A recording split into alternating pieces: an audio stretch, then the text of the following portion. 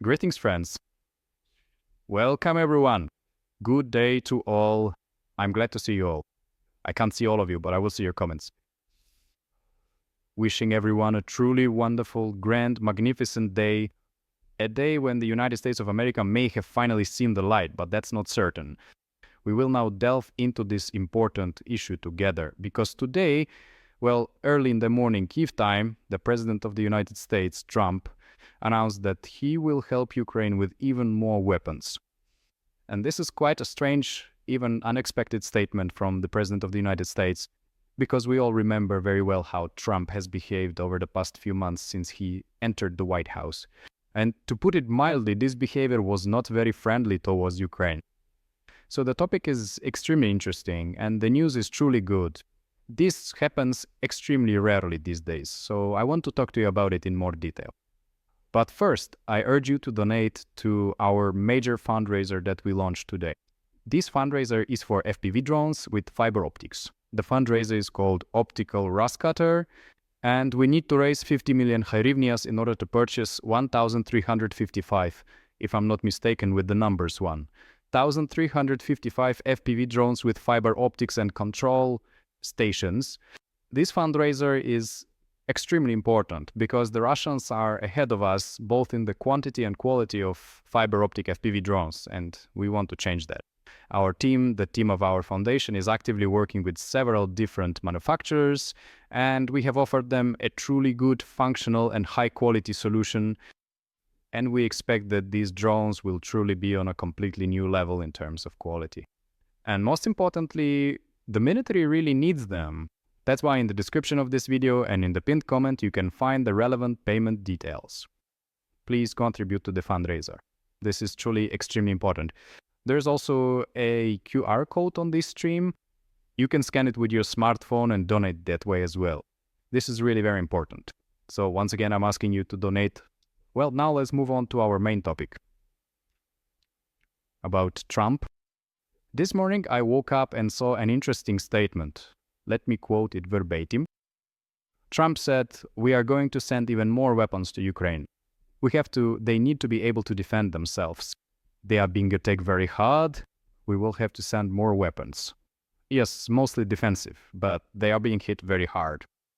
That was the statement of the President of the United States of America regarding Ukraine.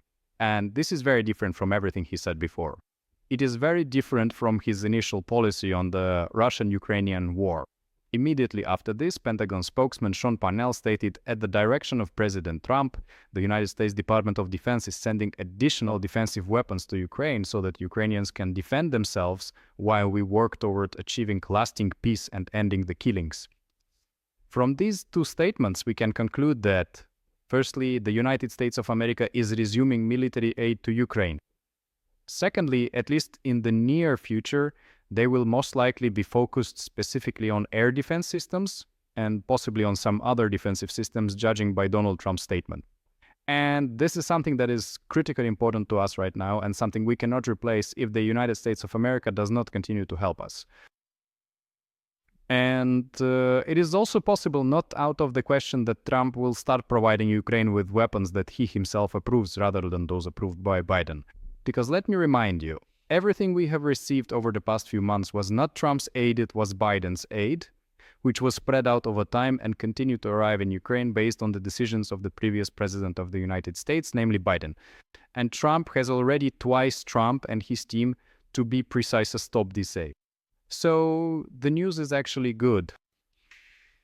Maybe someday Trump will even follow in Biden's footsteps. And you remember Biden also started out only with defensive weapons. At first, it was only small things like javelins, then only air defense systems, then, just a bit more artillery, then, Hawaii Mars, but without ATAC-Ms, and then finally, ATAC-MS too.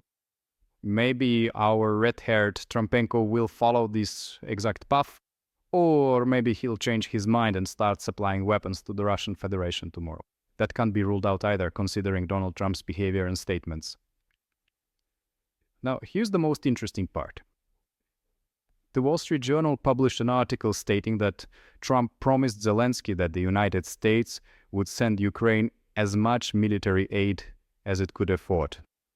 This wording is aimed not only at the global audience, but even more so at the American audience, because it's important for Trump right now to somehow save face as he shifts his rhetoric on the Russia-Ukraine war, since he previously said he wouldn't help us. Now, he says he will help, but in such a way that it won't harm the reserves of the United States of America, or he's leaving himself room to maneuver so that later he can cut some part of the aid for us. With Trump, who knows what's going on in that old man's head and whether he'll change his mind, but still, again, the news isn't bad, and it's a great reason to chip in for kamikaze drones with fiber optics for the Ukrainian military. I urge you to do it right now. Right now, we have 4.9 million hryvnias in the account. Let's try to have at least 6 million by the end of our conversation, because we need to raise 50 million in total. It's a large amount, but the value of the support our military will receive is priceless.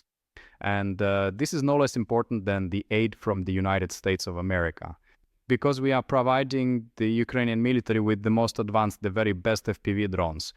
And no other country will give our military such drones, so donate right now. The details, as always, are in the description of this video and in the pinned comment.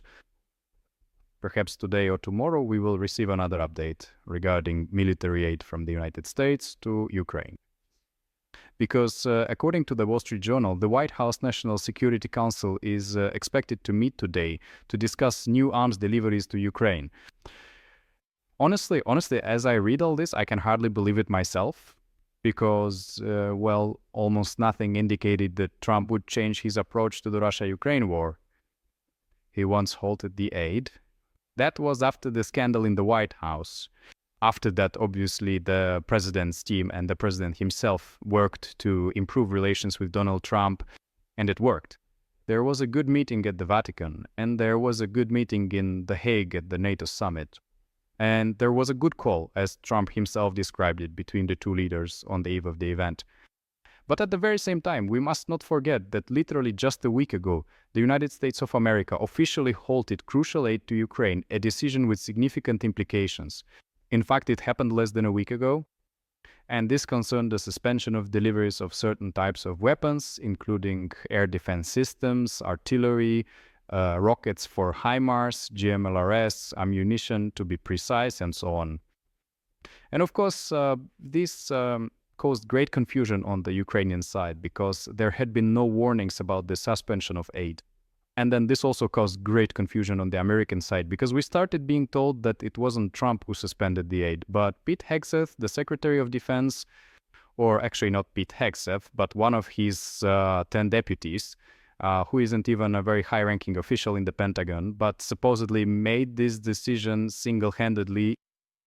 And perhaps, just perhaps, it's entirely possible that the Trump team truly wasn't fully aware of the significant decision to suspend financial aid, the suspension of crucial aid to Ukraine.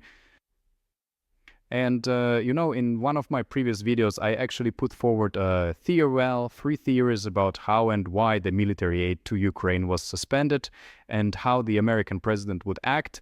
And one of these theories was that there is absolute chaos within the Trump team. He doesn't have full control over his team, and the right hand often doesn't know what the left hand is doing. Apparently, I was right, after all. It really does seem to be the case. And also, in several of my videos, I have repeatedly said that Trump, whether he wants to or not, whether he supports Ukraine or not, sooner or later, will have to help Ukraine, because circumstances will force him to, because the so-called allies of Russia and Russia itself will force him to do so. And since, as you can see, I am such a wonderful and magnificent Nostradamus great and handsome, as Donald Trump himself might say, be sure to subscribe to my channel so you don't miss the next prophecies, and especially so you don't miss the live stream during the collapse of the Russian Federation, which we will definitely witness together. And when it all begins, we will do a live broadcast. I'll open a bottle of wine and we'll chat about it together. But even more important than subscribing to my channel is donating to the optical Russerizer, to the fiber optic kamikaze drones for the Ukrainian military. The details for this fundraiser are in the description of this video. Send what you can, even 1 hryvnia is a very important contribution.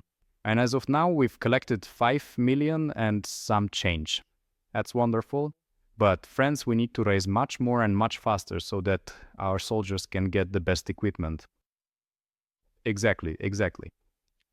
Trump himself, by the way, stated that he did not give the order to stop aid to Ukraine, that he only instructed to check the American arsenals after the strikes on Iran to see if the US military had enough weapons. But as for actually suspending the aid, that was a decision made by someone else, without consulting anyone. Now everything will change. Now Trump will provide some kind of aid to Ukraine. Let's hope that in a year or two, Trump will also provide Ukraine with some long-range missiles.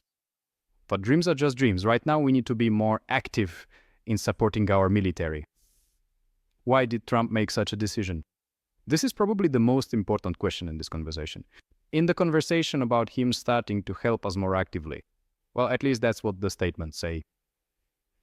This is because he realized that he practically has no cards to play against Vladimir Putin.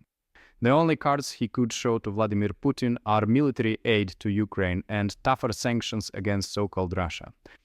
From the very beginning, when Trump became president for the second time, he started giving away his trump cards to the Russians even before any negotiations began. He tried to appease them. He tried to offer them significant profits from future trade relations after effectively freezing the ongoing Russian-Ukrainian war. Trump's team even explicitly said that Ukraine should formally recognize some Ukrainian territories as Russian territories. But even that particular approach didn't ultimately help. And Trump stated literally today that he is dissatisfied with Putin. Direct quote. "I'm disappointed, to be honest, that Putin didn't stop. I'm not happy about it." A day before that, he said, "It seems like Putin wants to go all the way, just keep killing people." I was not happy about that. It took Trump a little more than half a year to realize that Vladimir Putin was deceiving him, to understand that the Russian Federation does not seek peace, that it wants only and exclusively war. And in his approach to the Russian Federation, Trump adhered to two strategies. He followed two strategies. The first strategy was that he wanted to stop the fighting, not the war, but to suspend the hostilities at any cost in order to gain the status of a peacemaker. He dreams of the Nobel Peace Prize and really wanted to receive it. That's why there were statements that, he would stop the Russian-Ukrainian war in 24 hours or in 100 days. As you can see, he did not succeed in this. Instead, perhaps his appetite in this direction has subsided a bit after Pakistan, and today Israel as well nominated Trump for the Nobel Peace Prize. And Trump hoped that he could appease the Russian Federation with future profits, as I already mentioned, and then make Russia, if not an ally, at least a partner of the United States. But Vladimir Putin did not allow him to do this. From the very beginning, Vladimir Putin was stalling for time. He spent a long time talking with Trump, telling him how great he was, giving him a portrait, and trying in every possible way to stall for time. Why? Because while Putin was stalling, Ukraine was receiving less aid. Ukrainian positions were weakening, and this was undoubtedly beneficial to Vladimir Putin. If he could, he would stall for the entire 4 years of Trump's term, refusing any negotiations or ceasefire. Ultimately, as you remember, many European allies, including the United States of America, in fact, it was initially an initiative of the United States, said that so-called Russia must agree to a 30-day ceasefire. Ukraine immediately agreed to this American initiative, but the Russians refused. Then Trump proposed to meet with Putin in Istanbul and with Zelensky at the same time. Vladimir Putin did not fly there, and Trump realized that Vladimir Putin simply wanted to deceive him. He was simply stringing him along, that Vladimir Putin was stalling for time and considered Trump a fool, and obviously Putin was seriously mistaken in doing so. So, friends, the second strategy that Trump followed regarding the Russian-Ukrainian war was to separate the Russian Federation from Communist China. According to the doctrine of the United States itself, the main geopolitical adversary is Communist China. And Trump repeatedly said, both before starting his new term in the White House and after he entered the White House, that he would focus on countering Communist China and that everything else was secondary. But he did not understand that Communist China and the Russian Federation are now essentially one entity, that they are interdependent on each other. However, Russia is still much more dependent on Communist China. And it is impossible to separate the Russian Federation from Communist China. This is a losing strategy. It won't work. To separate the Russian Federation from Communist China, Vladimir Putin would have to be killed. It is necessary to change the political system of the Russian Federation, to divide it into several components, to give the opportunity for independence to the individual republics that are part of the so-called Russian Federation, and only then to work with these separate republics and with what remains of the so-called Russian Federation in order to prevent them from cooperating so closely with Communist China. To achieve this, it would be enough to simply kill all Russians who show signs of loyalty to the authoritarian regime, all Russians who want to seize power and at the same time demonstrate that they aspire to become dictators. And in general, if all Russians disappeared, that wouldn't be so bad either. Pretty good, actually. The last straw for Trump's patience were the statements made by the Russians themselves, when it became obvious that they were stalling for time and that American efforts would not lead to any results. The Russians themselves began to openly say that they would not comply with Donald Trump's demands. And it wasn't just some propagandists or ordinary Russians saying this. These were official representatives of the so-called Russian Federation. First, Peskov said this a few weeks ago.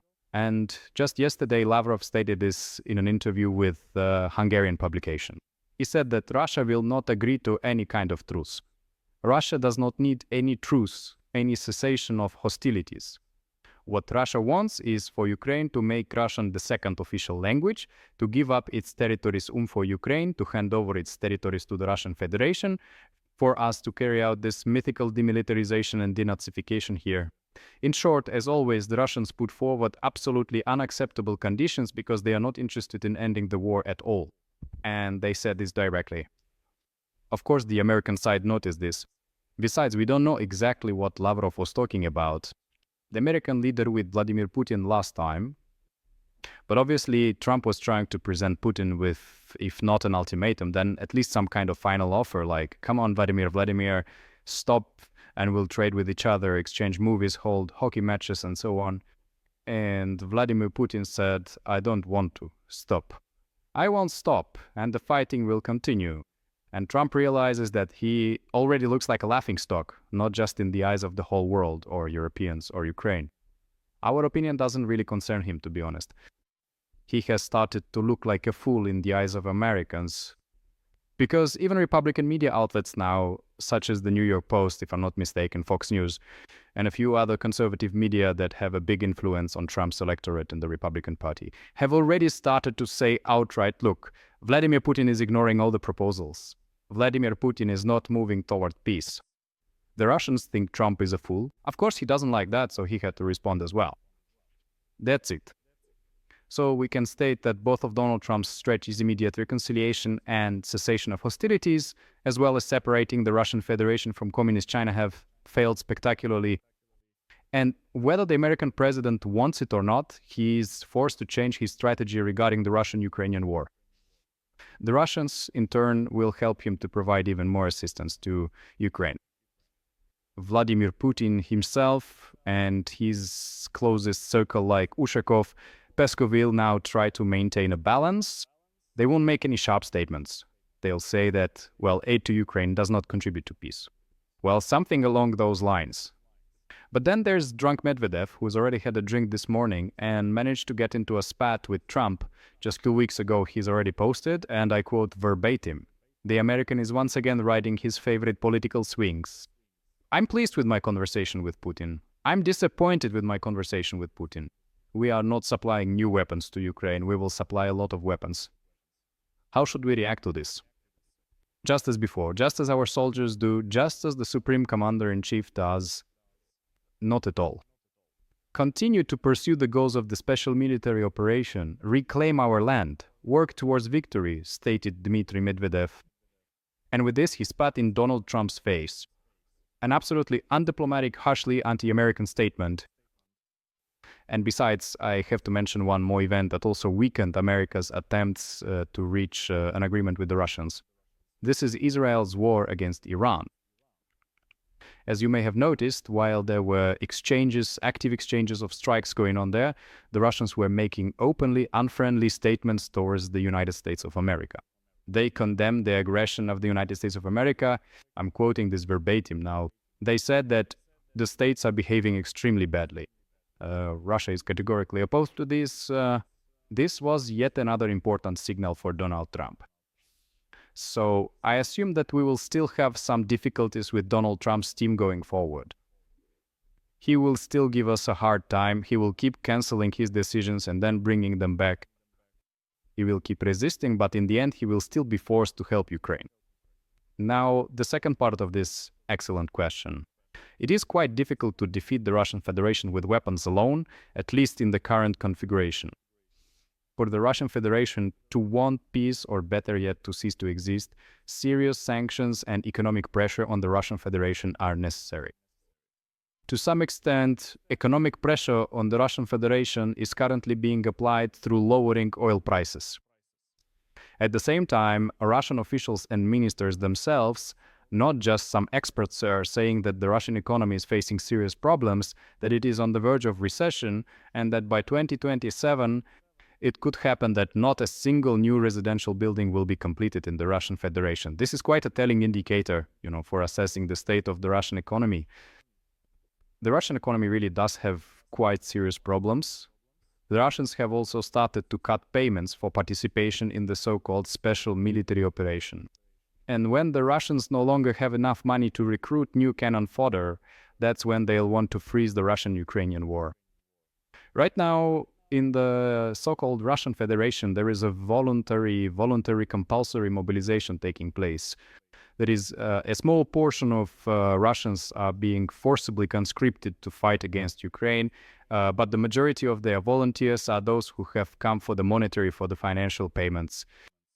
They could have simply continued to exist in their remote and isolated Uzdui, barely surviving in abject poverty, slowly but surely drinking themselves to an early death from severe cirrhosis of the liver. However, these seemingly unsophisticated and rather desperate Russians perceived a significant opportunity. They could actively participate in the conflict against Ukraine, thereby acquiring a substantial amount of money, and even if they were to tragically perish in the fighting, at the very least their families would be adequately provided for and financially secure. This motivates Russians to voluntarily go to war against Ukraine even now. But what happens when the Russians no longer have enough money to make the payments, both the initial bonuses for joining the Russian-Ukrainian war and the monthly payments for participating in combat? They will start having major problems recruiting new cannon fodder. And then Vladimir Putin will face a very unpleasant choice. Either to stop that is to freeze the Russian-Ukrainian war for a year, 2 or 3, in order to ease the economic pressure, or to carry out a mobilization. Mobilization in the so-called Russian Federation is an extremely unpopular thing, much more unpopular than in Ukraine.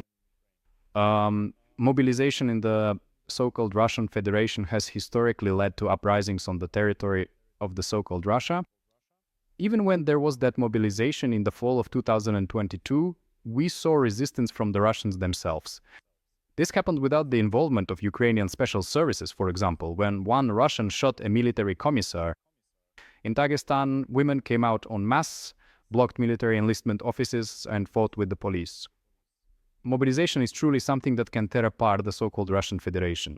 Moreover, in order to carry out a new mobilization, economic resources are still needed. Because even if you do not pay these Russian cannon fodder for their participation in the ongoing war against Ukraine, you still have to adequately clothe, properly arm, and sufficiently feed them, which incurs significant costs.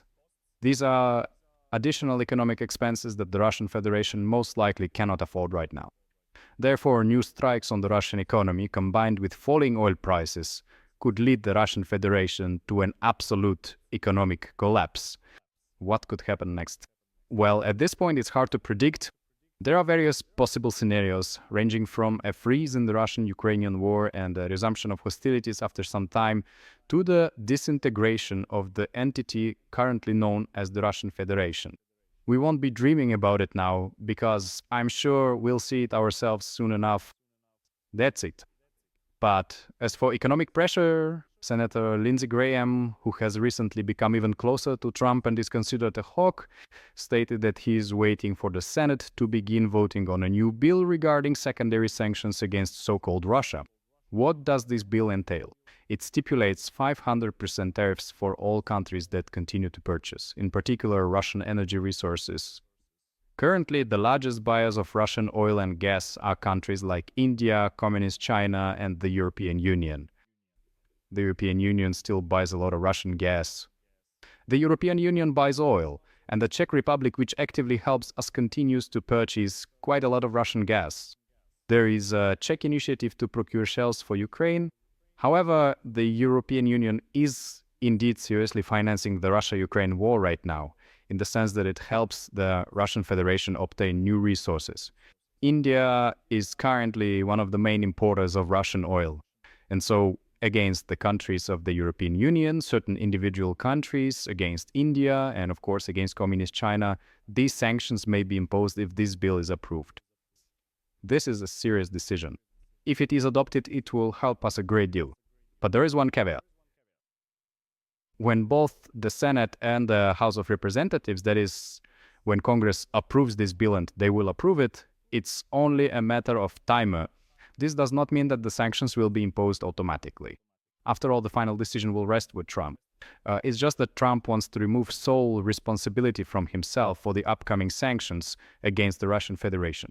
That's why they decided to go through Congress first, and only then will the decision be up to Trump. However, friends, this does not mean that tomorrow everything will be over, that Russia is finished, or that starting Monday Russia will lose the Russian-Ukrainian war. This quasi-state is still quite strong, quite stable, but it could be shaken at absolutely any moment. Who could help shake up the so-called Russian Federation? I think that Turkey could also help destabilize it, as Turkey is now increasing its influence in the South Caucasus, a region the Russian Federation has claimed throughout its entire history. You've seen for yourselves what is happening in Azerbaijan now in relation to Russians. And Armenia is also trying to break away from Moscow, although it's proving very difficult for them. We can also see that geopolitically the Russian Federation has now lost two important allies. Syria, which provided the Russian Federation and its navy with a presence in the Mediterranean Sea, and Iran. Well, how did this happen? Formally, the Russians will continue to maintain friendly relations and cooperate with Iran, you have no doubt about that. But after the war between Israel and Iran, it became clear that the Russian Federation abandoned Iran, and so Iran can no longer seriously count on Russia as an ally. Among its loyal allies, only